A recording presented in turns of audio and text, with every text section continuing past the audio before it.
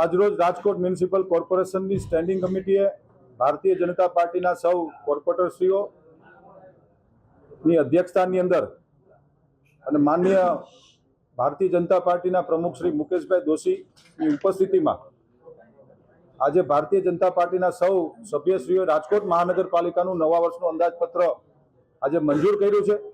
માનનીય મ્યુનિસિપલ કમિશનરશ્રીએ 3112.28 કરોડના કરબોજા સાથેનું બજેટ સ્ટેન્ડિંગ કમિટીમાં આપ્યું હતું, પરંતુ ભારતીય જનતા પાર્ટીના શાસકોની એક નેમ રહી છે કે લોકોની ઉપર જ્યારે એક પણ રૂપિયાનો કરબજો આ ક્યારેય પણ ન આપવો જોઈએ।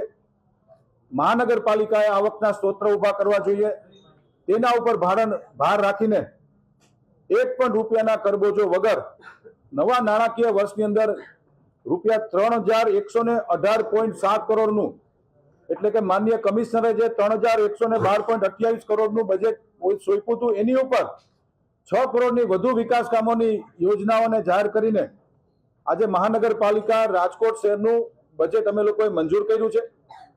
જે કરવેરા માનનીય કમિશનરશ્રી દ્વારા સોંપવામાં આવ્યા હતા એ ભારતીય જનતા પાર્ટીના સૌ શાસકોએ આજે નામંજૂર કરીને શહેરના સર્વાંગી વિકાસ માટે 18 વોર્ડનો પેરેલલ વિકાસ થાય એના માટે આજે મહાનગરપાલિકાની સ્ટેન્ડિંગ કમિટીમાં બજેટ મંજૂર કરવામાં આવ્યું। મહત્વની અમારા માટે તમામ યોજનાઓ મહત્વની કહી શકાય, પરંતુ લોકોને સ્પર્શતી યોજનાઓની અંદર વોર્ડ વાઇઝ આરોગ્ય કેન્દ્ર, બહેનો માટે કેન્સરની વેક્સિન ફ્રી, અલગ અલગ રોડનું બ્યુટિફિકેશન ગણીએ, અલગ અલગ ઇન્ફ્રાસ્ટ્રક્ચર ગણીએ, અનેકવિધ યોજનાઓ ભારતીય જનતા પાર્ટી માટે અગત્યની છે। રાજકોટ શહેરનો સર્વાંગી વિકાસ થાય એના માટે રાજકોટ મહાનગરપાલિકા આજે સ્ટેન્ડિંગ કમિટીમાં બજેટ મંજૂર કર્યું છે।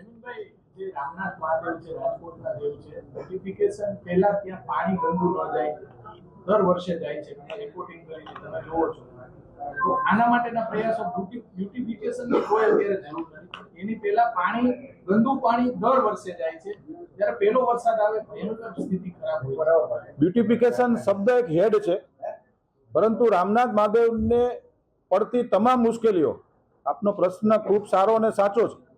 ત્યાં જે કાંઈ પુલનું નિર્માણ કરવાનું થશે, જે કાંઈ પણ કચરો જે પ્રકારમાં વ્યાપક પ્રમાણની અંદર ઉપરથી આવી રહ્યો છે એ બધો અટકાવીને નવા બ્રિજનું યા નવા પુલનું વાઇડનિંગ કરીને રામનાથ મહાદેવ મંદિરનું બ્યુટિફિકેશન માટેની એક આ યોજના છે। શબ્દ બ્યુટિફિકેશન છે, પરંતુ એક કોન્ક્રીટ આયોજન રાજકોટ મહાનગરપાલિકા દ્વારા રામનાથ મહાદેવ માટે કરવા જઈ રહ્યા છીએ।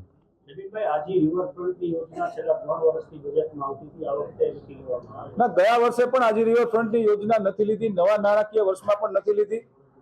વાસ્તવિકતા મુજબ આજી રિવરફ્રન્ટની યોજનાને ટેકનિકલ અનેક સ્થિતિઓ અને ખામીઓ નડી રહી છે, જેના કારણે ચાલુ નાણાકીય વર્ષની અંદર આ યોજના અમે લોકોએ બજેટમાં નથી લીધી। રેસકોર્સ સંકુલની અંદર માધવરાવ સિંધિયા ક્રિકેટ સ્ટેડિયમને કોમર્શિયલ દરે હવે મ્યુઝિકલ ઇવેન્ટ માટે, સ્પોર્ટ્સ એક્ટિવિટી માટે, નવરાત્રી માટે આ ગ્રાઉન્ડમાંથી રેન્ટ ઉપર આપી અને આવક ઊભી કરવાના પણ સ્ત્રોત અમે લોકો નવા વર્ષમાં યોજના જાહેર કરી છે।